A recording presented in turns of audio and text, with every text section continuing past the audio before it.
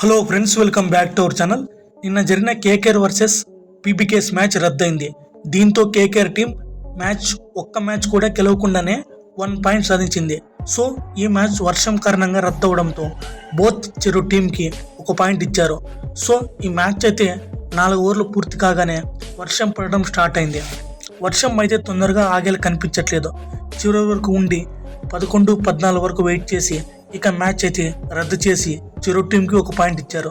దీంతో పంజాబ్ టీంకి నష్టం, బట్ కేకేఆర్ టీంకి లాభం అని చెప్పాలి. ఎందుకంటే కేకేఆర్ టీం 2 ఓవర్కే 2 వికెట్లు కోల్పోయింది.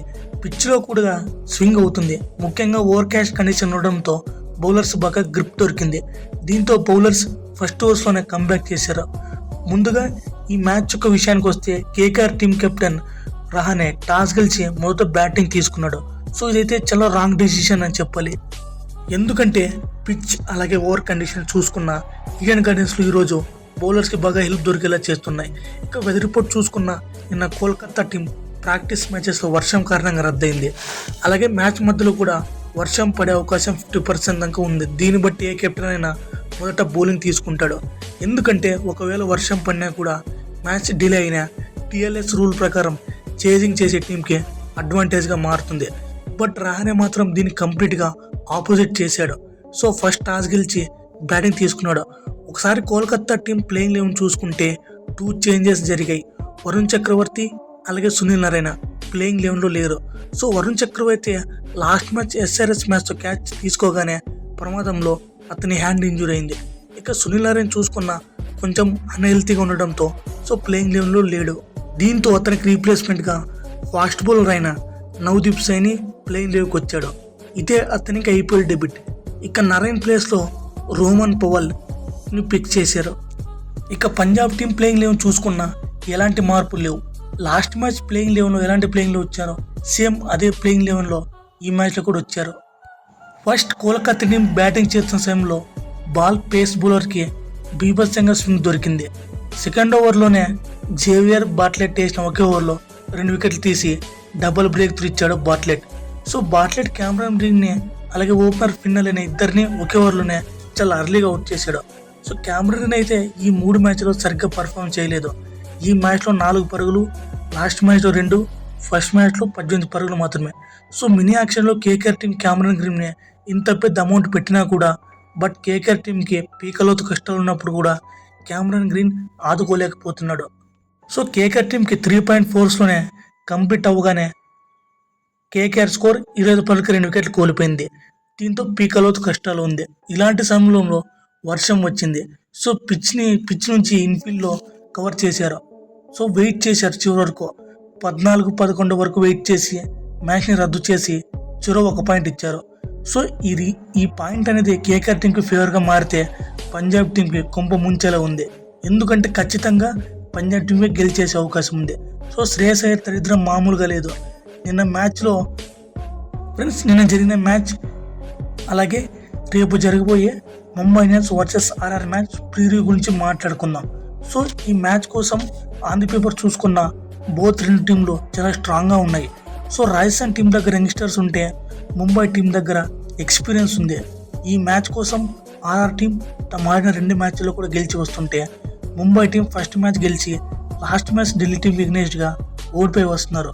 సో ముందుగా ఈ 2 టీంల యొక్క హెడ్ టు హెడ్ రికార్డ్ చూసుకుంటే మొత్తం 30 ఐపీఎల్ మ్యాచ్లు ఆడితే ముంబై టీం 16 గెలిచింది. వేరేస్ ఆర్ఆర్ టీం చూసుకున్న 14 మాత్రమే గెలిచింది. మిగతా 1 మ్యాచ్ నో రిజల్ట్గా మారింది. So head to head stars పరంగా చూస్తే పెద్దగా డిఫరెన్స్ అయితే లేదు. అలాగే లాస్ట్ 5 మ్యాచ్లో చూసుకున్న ఆర్ఆర్ టీం 3 గెలిస్తే ముంబై 2 గెలిచింది. సో ఈ 2 టీంల మధ్య అయితే మంచి హెవీ కాంపిటీషన్ అయితే ఇవ్వబోతున్నారు. సో ఈ మ్యాచ్ ఆడబోయే గౌహతి స్టేడియం యొక్క పిచ్ రిపోర్ట్ చూసుకున్న పేస్ బౌలర్స్కి పిచ్ మంచి హెల్ప్ దొరుకుతుంది. సో పిచ్ మీద మాయిశ్చర్ ఉంటుంది కాబట్టి పేస్ బౌలర్ గేమ్లోకి వస్తారు. లాస్ట్ మ్యాచ్ చూసాం. లాస్ట్ ఇయర్లో సిఎస్కే టీంని ఆర్ఆర్ టీం కేవలం 127 పరుగులకి ఆల్అౌట్ చేసింది. So pitch conditions weather forecast పరంగా చూసుకున్న పేస్ బౌలర్స్ నడిచే హవా ప్రభావం కనిపిస్తుంది. ఈ టీమ్స్ విషయానికి వస్తే రాజస్థాన్ టీం గురించి మాట్లాడుకుందాం. సో వాళ్ళైతే ఆడిన 2 మ్యాచ్లు కూడా గెలిచి వస్తున్నారు. సో డెఫినెట్గా కాన్ఫిడెన్స్ అయితే కనిపిస్తుంది. ప్రజెంట్ వాళ్ళ టాప్ ఆర్డర్ బ్యాట్స్మెన్ చాలా భయంకరమైన ఫామ్లో ఉన్నారు. వైభవ్ సూర్యవంశీ, యశస్వి జైస్వాల్, ధ్రువ్ జురెల్ అద్భుతంగా రన్ స్కోర్ చేస్తున్నారు. మెయిన్లీ ధ్రువ్ జురెల్ లాస్ట్ మ్యాచ్లో గుజరాత్ టీంకి అగెన్స్ట్గా మైండ్ బ్లోయింగ్ ఇన్నింగ్ నాకైతే ఆడాడు. ఇక వైభవ్ సూర్యవంశీ చూసుకున్న ముంబై బౌలింగ్ లైన్ దగ్గర గట్టి ఎదురుదెబ్బ అయితే కనిపిస్తుంది. లాస్ట్ ఇయర్ 2025లో వైభవ్ సూర్యవంశీ ఆ గుజరాత్ టీం దగ్గర 35 బాల్ సెంచరీ కొట్టిన తర్వాత నెక్స్ట్ మ్యాచ్ ముంబై మ్యాచ్లో దీపక్ చహర్ బౌలింగ్లో 2 బాల్స్కి డక్అవుట్ అయ్యాడు. సో ముంబై బౌలర్స్ దగ్గర ఆ ఎక్స్పీరియన్స్ కనిపిస్తుంది కాబట్టి. బట్ ప్రజెంట్ వైభవ్ సూర్యవంశీ భయంకరమైన ఫామ్లో ఉన్నాడు. ప్రజెంట్ అండర్-19 డొమెస్టిక్ క్రికెట్లో చెలరేగిపోయాడు.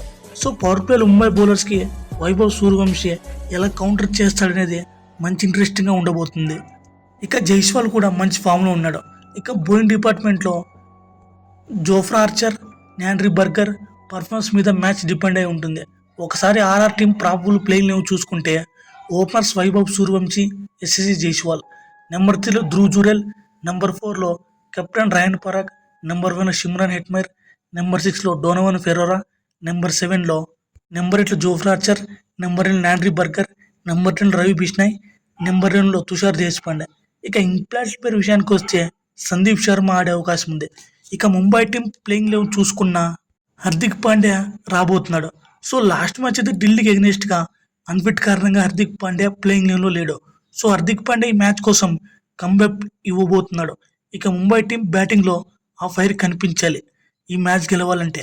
So Mumbai team probable playing eleven చూసుకుంటే openers Rohit Sharma, Ryan Rickelton, number 3 Tilak Varma, number 4 Suryakumar Yadav, number 5 Naman Dhir, number 6 Hardik Pandya, number 7 Ashwani Kumar, number 8 Mitchell Santner, number 9 Shardul Thakur, number 10 Trent Boult, number 11 Bumrah.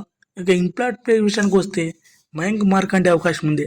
Friends ఈ మ్యాచ్లో మ్యాక్సిమం ముంబై టీంబే ఫేవరెట్స్గా బరిలోకి దిగబోతున్నారు. సో ఈ మ్యాచ్ అయితే ఏ టీం గెలుస్తున్నదే మీరు కామెంట్ చేయండి. ఫ్రెండ్స్ ఈ వీడియో మీరు చివరకు చూసినందుకు very very thankful to you. ఇలాంటి హైపర్ ఇంట్రెస్టింగ్ వీడియోస్ కోసం రెగ్యులర్గా పొందాలంటే మీరు దయచేసి సబ్స్క్రైబ్ చేసుకొని బెల్ ఐకాన్ని ప్రెస్ చేసింది. Friends thank you for watching. Have a good day.